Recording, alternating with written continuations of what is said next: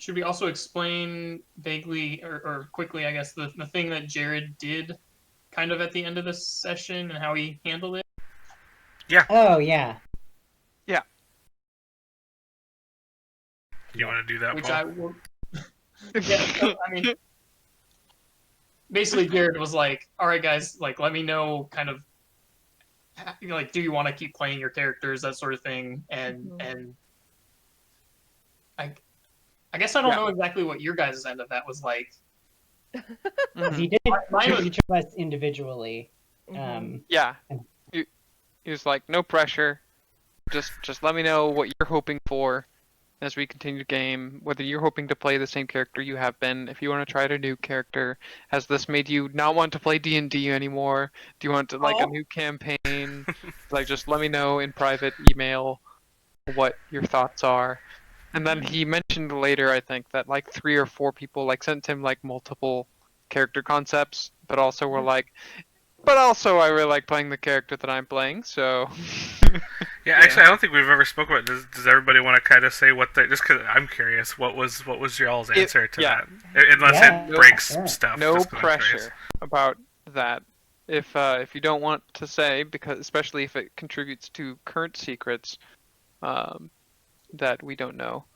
So- But Mine was real quick. It was just, I don't think I can keep playing Rurik. I think he's great, but I nope.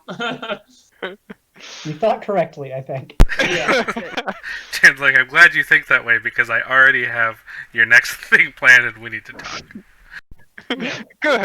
good, because you are correct.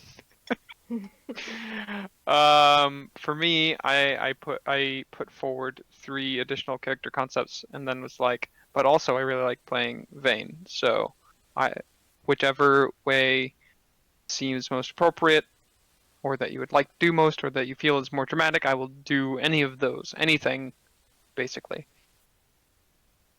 Yeah, I had been thinking basically as we got to Kundrakar for the second time, like I liked playing Oddly, but I also felt like she had hit kind of an interesting point in her arc, where a character death was starting to feel appropriate because she had gone through this like I have never had any companions to I now have a group of friends who I would die for moment. And so it just felt such a good narrative moment. I was like, I don't think there's going to be another narrative moment that matches this in terms of kill this character. So all I sent him was like, I am totally down to have a character death here. I would love if it had some kind of interesting component of it, like some plotty tie-in or just like something to give her a little bit of agency and sacrifice, I guess. So, for anyone who hasn't done their homework, you can read Oddly Ceases to Exist for how that turned out. Oh. But yeah. Yeah, I mean, I told Jared, yeah, I want to keep playing Vinaya. I don't like, I don't feel like this is a narratively good end to her story. So if it's possible, I really do want to, and he kind of said in response to that, or at least he implied in his response that it's dependent on some other people's choices as well. So it's a really good thing, Scout, that you chose what you chose, because otherwise I think Benaya would have died. I think specifically I sent to him that if there was anyone Oddly would make a sacrifice for at that point, it would be Vinaya. Jeez. Oh, yeah. Well, thank you. Thank you. The synergy, unbelievable. Yeah. Oh. And then I had told Jared, kind of in that same vein, I didn't give him another character, but I was like, I like playing Orin. I'd like to keep playing Orin, but also if Orin died, that's fine, and I'll come up with something else. So I kind of left it up to him with the knowledge that, like, yeah, I want to keep playing this character, but if they died, then they died, and that's fine, and I'll come up with something else. And I definitely, this isn't going to make me stop playing the game with y'all. I just, yeah, but and Orin got to live and spread his reign of chaos far and wide to this day so And he, far. yeah, and he keeps doing that. I didn't realize that y'all left it so open-ended. That is interesting. I think, for looking back, it sounds like Rurik's deal. I think Vinaya was the only one on the edge of Rurik's deal of things, where if nobody had done anything, that Vinaya would have been the one that was definitely killed, and Rurik would have succeeded in saving all of us at the expense of his friendship with those people. Yeah, that makes a certain amount of sense. Right. Of like, yeah.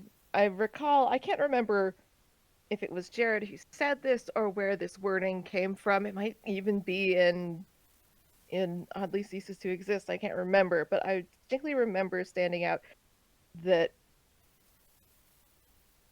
Vinaya was like the most direct threat to Althon, or at least that was his perception.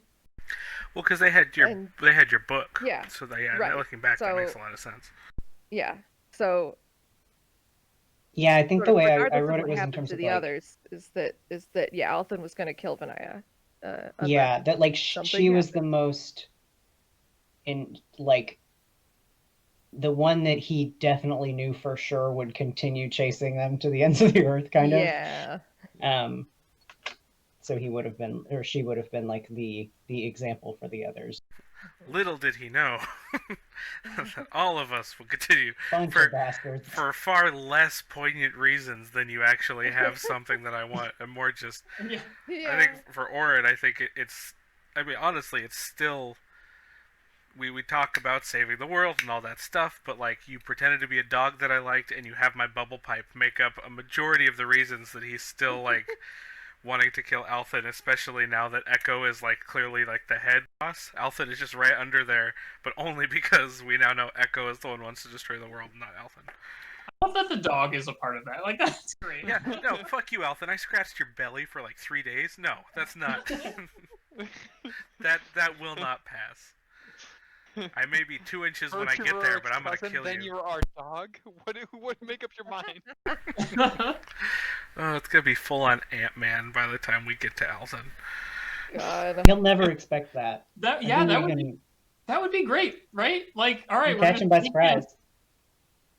Yeah, just what happens if you cast Fireball from inside someone's ear? Oh my god. I think I could be wrong, but I think spells once you cast them are like all the same. Like once it leaves your force, you're like you. I could be wrong. That's true.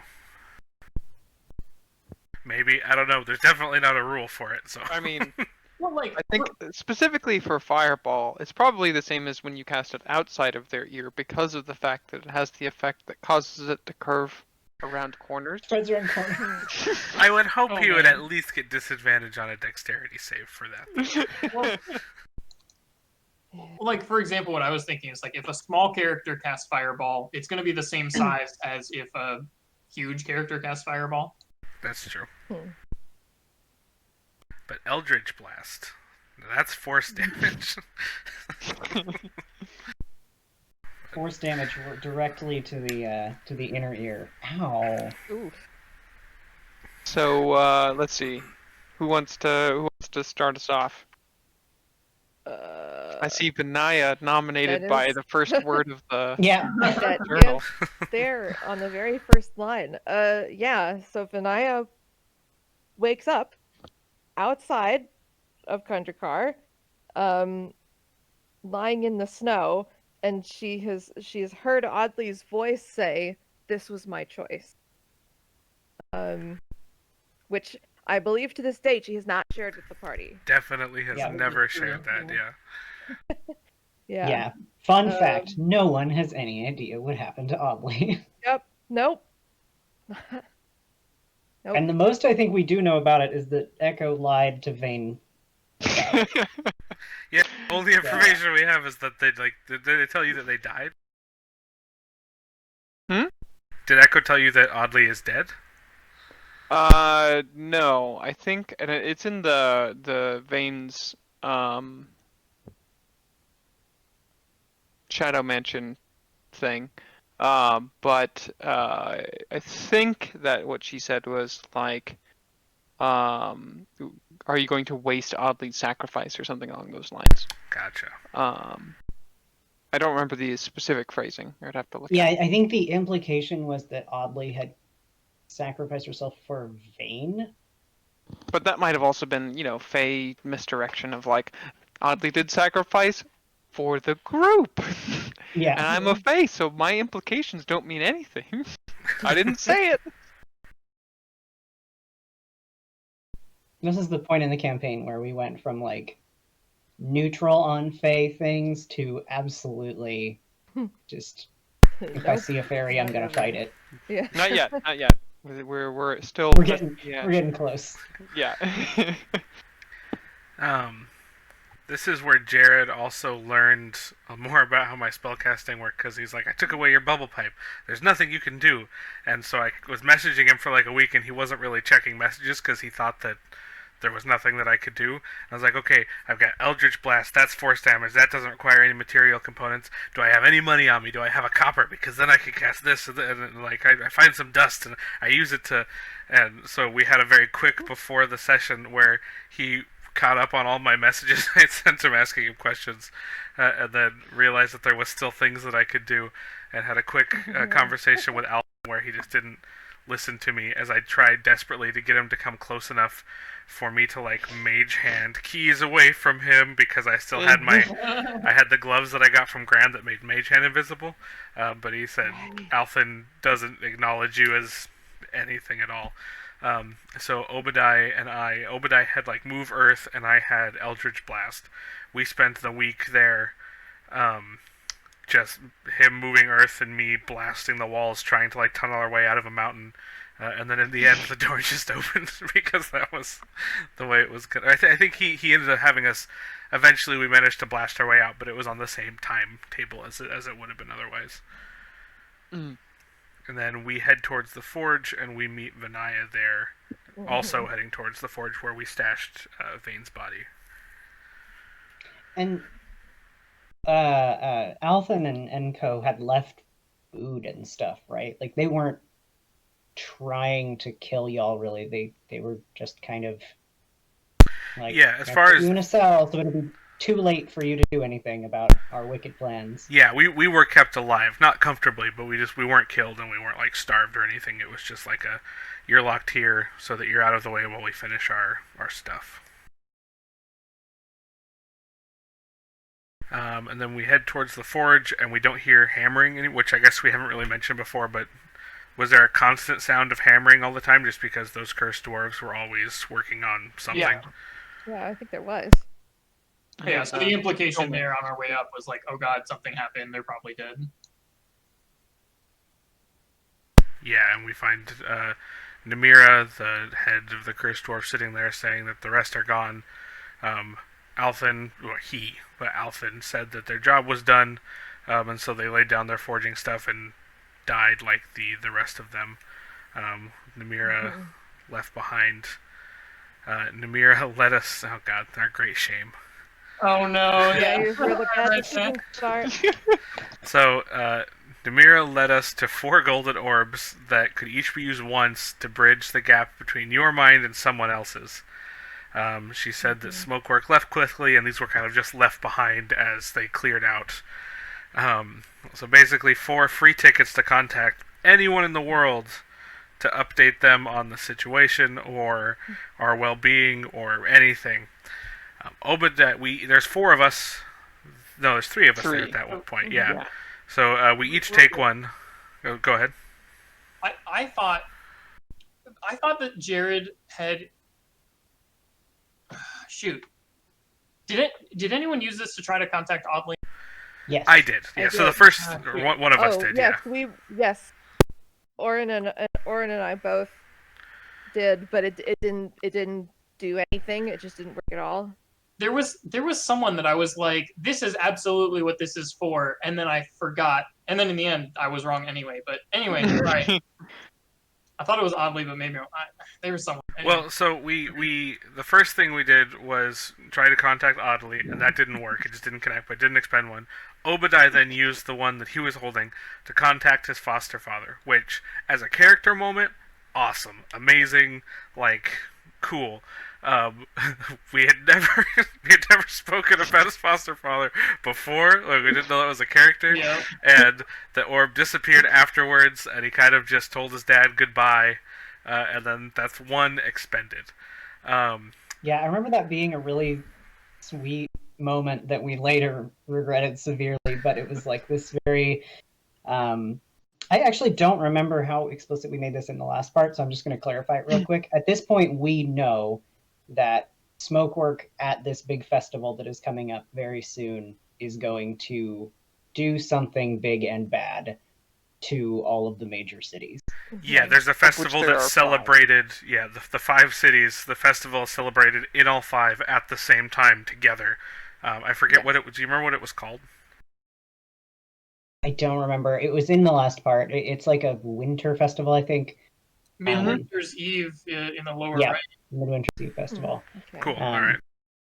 So we knew that that was the case. So Obadiah was basically like, we're going to go try to stop this, but we're probably toast. This didn't go well for us the first time. And now we're 2 members down. Yeah. Three party members Three. down at that juncture, as far as Yeah. they knew. Yeah, just Vanaya, Orin, and Obadiah. Yeah. So he called his dad just to be like, shit's not good. And his dad was like, no, I believe in you. Good luck, son. Yeah. But more better. And that seemed like a good idea at the time. Yep, and Yeah, then we if I remember didn't correctly, make any other connections. What was the conversation? Sorry, AJ, I just immediately I heard you start talking after I did because lag stuff. I think I cut you off. What were you? I remember folks were considering contacting Rurik. Maybe that's what it was. Uh, Good, I think. and I think also contacting Althon was considered. Because trolling people is very high on the priority list. Okay. So what I've just remembered now is that we could have regretted our life choices a lot more than we did. Yeah. wow, We wasted it so- sweetly. Yes. Those seem like the worst ideas to me now. Hindsight is 2020. And then I think that with those 3 in hand, the group left the mountain, heading towards the closest place and No. the only place. You missed. Yeah, you So it missed. says. Oh, It says. oh. Does anyone remember what the final conversation was? What with Namira was? Was that important, or it just says conversation with Namira? don't Then she remember died. It must have. Oh. Yeah, you contacted Asta here. It says. Yeah. Well, after whatever that conversation was, we wised up a little bit, and I said, "Hey, let's contact one of the few heads of a city that still trusts us at all." And explain to her what's going on. So I contact Essa, which is the older sister of the 3 children that are the royalty in Fredericksburg. Not children, they're in their 20s or something. But Yeah. yep. Essa, Nessa, and the silly, goofy, incompetent prince. Yeah. Mm-hmm. And we tell them that those golden orbs, the one that I ran from Grand to, That's right. not Echo, but what was their name? Epic. Epic. Yeah, I ran Grand to Epic. Yeah. That we then found out a bunch of them were being made when we were here, where all of those that are designed to store energy, magical energy, were going to be used to destroy Fredericksburg and all of the other cities during the fireworks of the festival, which was going to be happening in a week. At some point in there, we had pieced together what was actually going to happen, and then told one person and immediately took off. I remember a huge portion of this conversation of talking to Essa was trying to convince Essa to tell the other cities. Right. Yeah, trying to convince her to care about anyone else, basically. We had 4 orbs of communication. We immediately used one to talk to an NPC very sweetly, but that we had never talked to before. We used the other one to contact the head of state and try and get her to tell the other cities for us that there is a pending disaster. We then save the other then- two for an emergency and take them out of the mountain. Yeah, I because I remember should've- like this is like, yeah. I don't think, I don't know, like very non-committal about contacting the other cities. I remember Yeah. us being just so frustrated by that conversation that we were like, all right, screw it. Yeah, Just right. Yeah. We take gave up and on go." the others. Yes, that's right. Because we were like, none of these people actually care. We're gonna handle this ourselves. In sausage. Yeah, we're gonna handle this ourselves. If only we had a way to contact them. We must ride swiftly to get there in person. So we get out of the mountain. We find the three of us that remain. We find the horses of ours from that we got from Fredericksburg, and the other three are gone. And there are tracks leading down for many horses riding south, like a small army had left the mountain, all of Smokework. And then we travel back to Sussex within a week for Midwinter's Yeah. Eve. Takes a week.